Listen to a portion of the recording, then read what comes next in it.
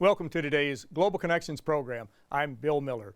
What is the country of Sri Lanka doing to help achieve the 8 UN Millennium Development Goals, such as reducing abject poverty and promoting sustainable development? We'll be back in just a moment to talk about these and other important issues.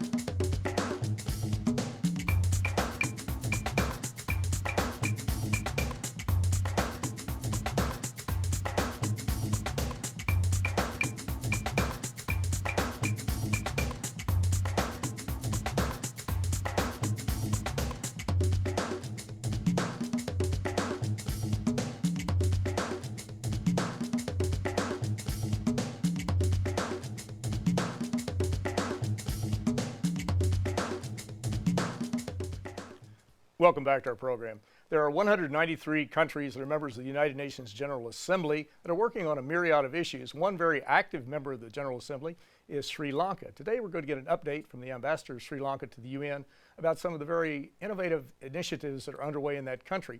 My guest today is His Excellency Palitha Kohona.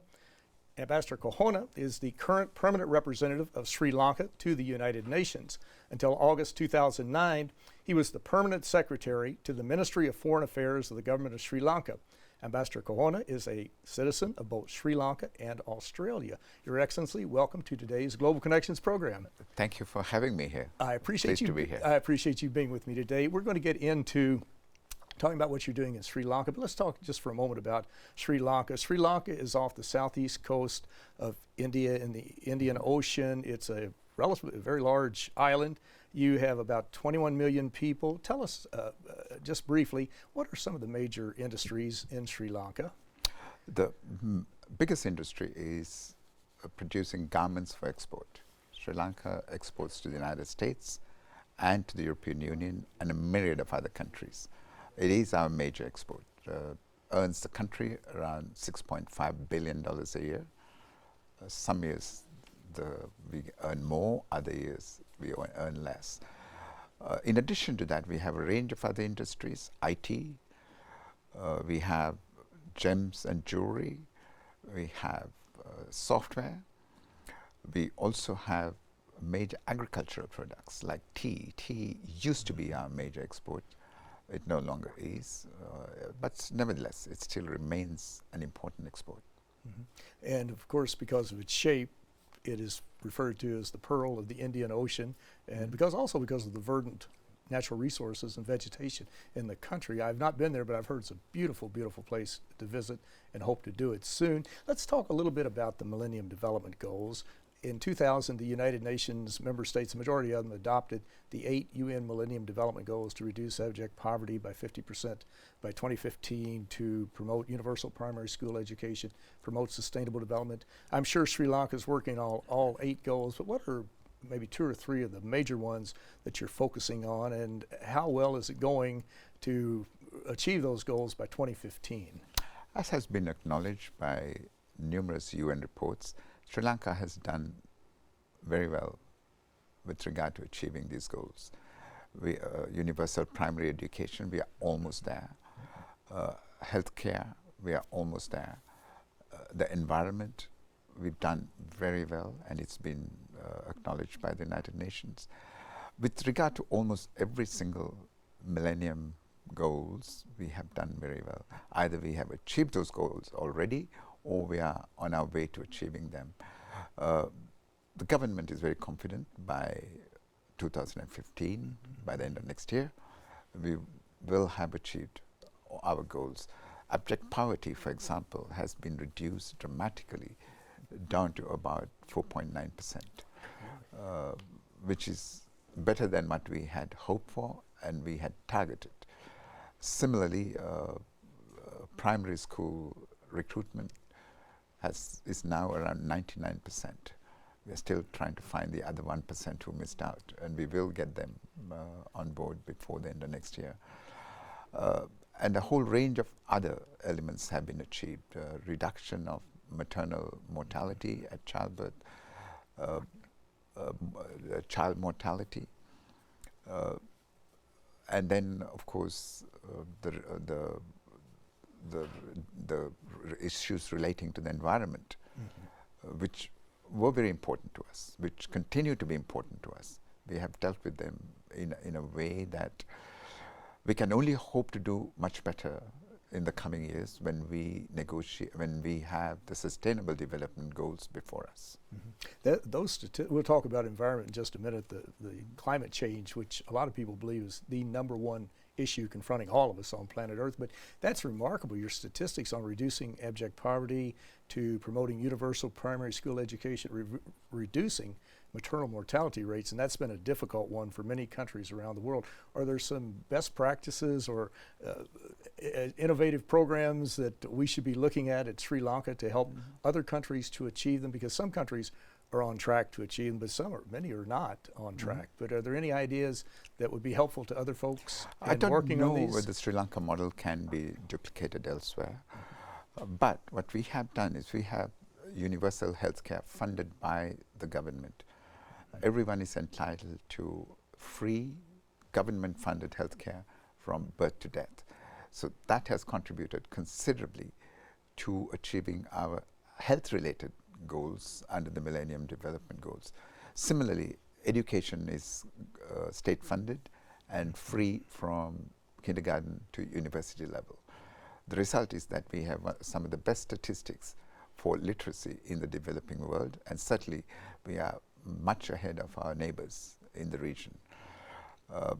The next goal for Sri Lanka is not simply teaching our population to read and write, but also giving them higher level skills so that the skills can be marketed. They will acquire employable skills rather than simply the ability to read and write, which we have now more or less achieved for the entire population. So the best practices, I wouldn't recommend to every country that their education system or their healthcare system be state funded. I know this is a huge political issue in many countries and an economic issue. For us, it is something that we take for granted. It's never an issue that we debate. It won't be debated. Similarly, the way our democracy works, it's almost an obligation for a member of parliament to do something more for the electorate during that tenure of office in the areas of healthcare and education. The result is that almost every village has a school. There are more advanced schools in the districts and the regions. Similarly, healthcare facilities are widespread. When it comes to maternal healthcare and child healthcare, almost 95% or 96% of births in Sri Lanka occur in an established healthcare facility. This has contributed enormously to the reduction of child deaths at birth or maternal deaths at birth, because there are trained medical practitioners or trained personnel attending to a childbirth in almost every case. Exactly. And it's very important to have a well-educated, a healthy population, and to build upon the building blocks of just learning to read and write, but also develop those marketable skills that they can translate into going into a professional setting or into a vocational setting, whatever it might be, so that they can help themselves and also help the country to progress with that, without a doubt. Absolutely. In our own case, we have emphasized schooling for both boys and girls. In fact, in certain sectors, girls seem to be more attuned to educational needs than boys. Girls stay longer at school.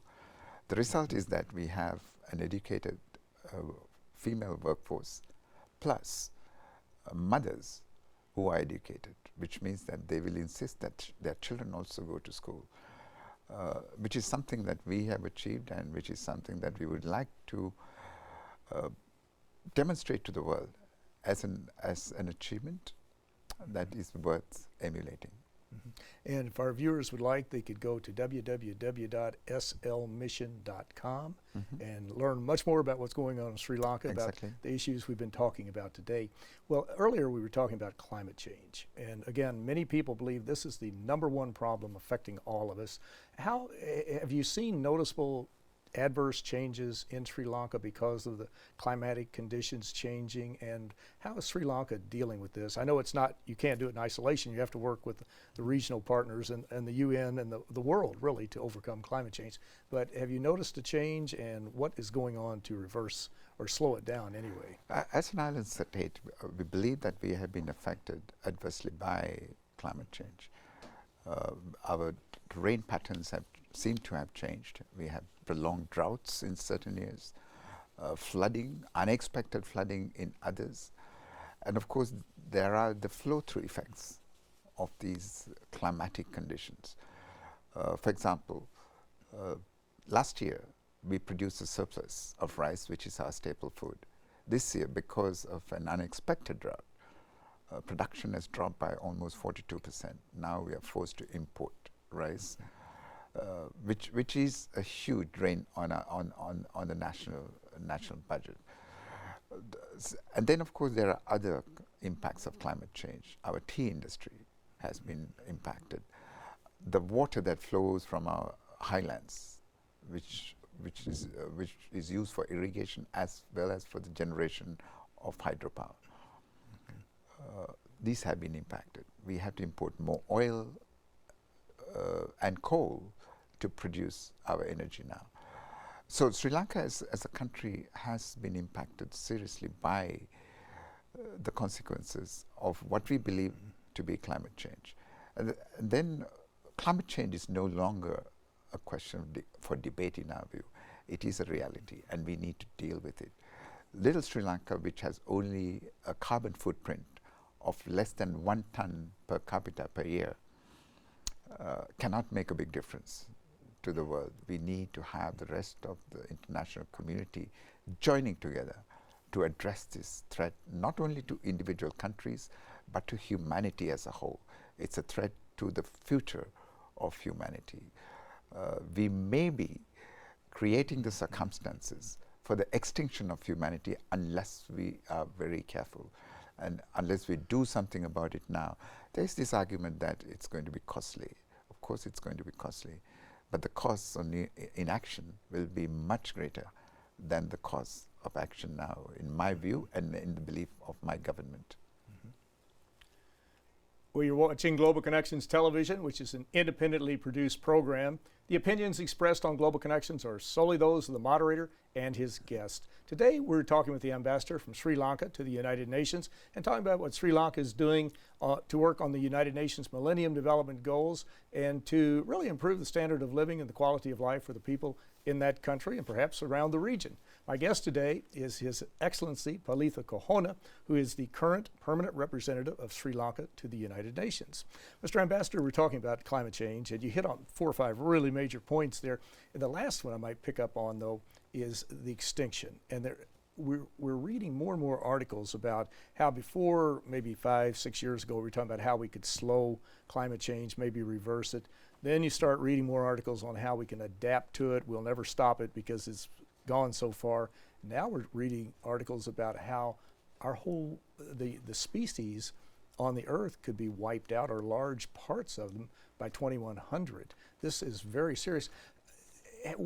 I know the United Nations has been involved through the various conferences trying to get the leaders together. Ban Ki-moon has made that one of his probably his number one priority, to focus on climate change. What could we do? Is there anything we could do more? I know there's a major conference in Lima at the end of the year, and the big one is in Paris next year. Is there anything else we could do to try to get the countries to focus on what you're talking about, that if you don't deal with it now, it's going to be more costly in the future? And oh, by the way, we could eliminate literally the human race, come right down to it. Is there something else we could do that could move us forward to deal with this problem? There are a number of initiatives which have been undertaken at the United Nations, and Sri Lanka has been an active participant in these initiatives. For example, there is now this move to get cap greenhouse gas emissions, especially carbon dioxide emissions to such a level that the increase in the temperature, the global temperature, would be only 2 degrees Celsius. So if we can, it is believed that if we can limit the increase in the global temperature to 2 degrees, then we will give ourselves time to deal with some of the consequences of climate change, like sea level rise, glacier melt, melting of the ice caps, impacts on fisheries, impacts on agriculture, etc. We could buy time by curbing greenhouse gas emissions at this stage, and also capping the temperature increase to 2 degrees Celsius. How do we do this? We need to have the entire international community joining in this effort. Of course, some countries quite conveniently have said that, okay, the developing world has also to contribute to the reduction of greenhouse gas emissions, admittedly. But then you have to remember that for 100 years or more, the developed world ravaged the environment in its rush to achieve material benefits. Forests were cut down at random or almost totally eliminated in certain countries. The oceans were polluted. Industrialization resulted in huge quantities of carbon dioxide being emitted into the atmosphere.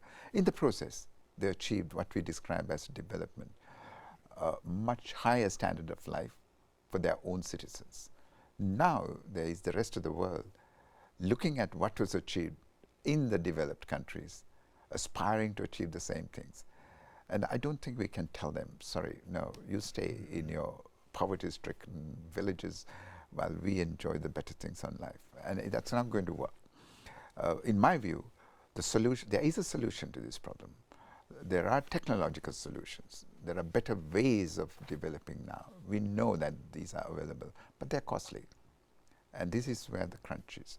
The developed world needs to assist the developing countries to achieve their own aspirations with regard to development, but by using a different model of development, by using better technology, better industrialization processes, etc., so that we achieve industrialization, we achieve development without destroying what is left of the atmosphere to us. And it's something that we owe to our children and to their children. I think that every country, every individual has a responsibility here. Exactly. And there are alternative forms of energy that are gaining ground quite rapidly. We look at solar has increased quite a bit. Wind is being used more. We've got opportunities to move away from the fossil fuels, from the oil, the coal, gas, and those are the ones that are really leaving the largest carbon footprint. And as you mentioned quite accurately, it was the developed countries that utilized these forms of energy to promote their own development, but it's really the whole world that's suffering, and the developing countries are suffering even more. And you accurately mentioned you have a very small carbon footprint, but the carbon footprint from the developed countries certainly is affecting the whole world, and we really must move forward on this. Do you find that there's more of an interest today than there was maybe just a couple of years ago when you came to the UN, that people feel that the situation is desperate and we need to move more quickly?